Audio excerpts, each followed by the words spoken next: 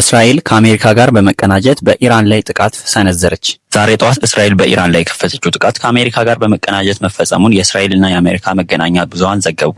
አሜሪካ ከኢራን ጋር 3 ዙር ድርድር እያደረገች ሳለ በኢራን አቅራቢያ ወታደራዊ ኃይሏን ስታጠናክር እና ድርድሩ ካልተሳካ ጥቃት እንደምትፈጽም ስትዝት ቆይታ ነበር። ሐሙስ ዕለት ጄኔቫ ውስጥ የተካሄደው ንግግር ውጤት ሳያስገኝ ከቀረ ከአንድ ቀን በኋላ እስራኤል በኢራን ላይ ጥቃት ከፍታለች። ይህም ጥቃት ከአሜሪካ ጋር በመቀናጀት መፈጸሙን ሲኤንኤን ከአሜሪካ፣ ሄርትዝ እና ዩኔት ኒውስ ከእስራኤል ዘግበዋል። ኢራን የአየር ክልሏን ለየትኛውም በረራ ዝግ ማድረጓን እንዲሁም በአገሪቱ ምንም አይነት የአውሮፕላን በረራዎች እንዳይካሄዱ መከልከሏን ይፋ አድርጋለች። የኢራን የሲቪል አቪዬሽን ባለስልጣን ቃል አቀባይ ማጂድ አክቫን የኢራን የአየር ክልል ተጨማሪ መግለጫ እስኪሰጥ ድረስ ዝግ መደረጉን አስታውቀዋል። አሜሪካ በኢራን ላይ ጥቃት ልትሰነዝር እንደምትችል ስጋት የገባቸው በርካታ ሀገራት አርብ ዕለት በአካባቢው ላሉ ዜጎቻቸው ማስጠንቀቂያ ሰጥተው ነበር። የእስራኤል መከላከያ ሚኒስቴር ዛሬ ማለዳ በኢራን ላይ ጥቃት መሰንዘሩን አስታውቋል። ዩናይትድ ኪንግደም በቴህራን ከሚገኘው ኤምባሲዋ ሰራተኞቿን ያስወጣች ሲሆን ወደ እስራኤልም አስፈላጊ ከሆኑት በስተቀር ሁሉም ጉዞዎች እንዳይደረጉ በሚል መመሪያዋን አሻሽላለች። ይህ በእንዲህ እንዳለ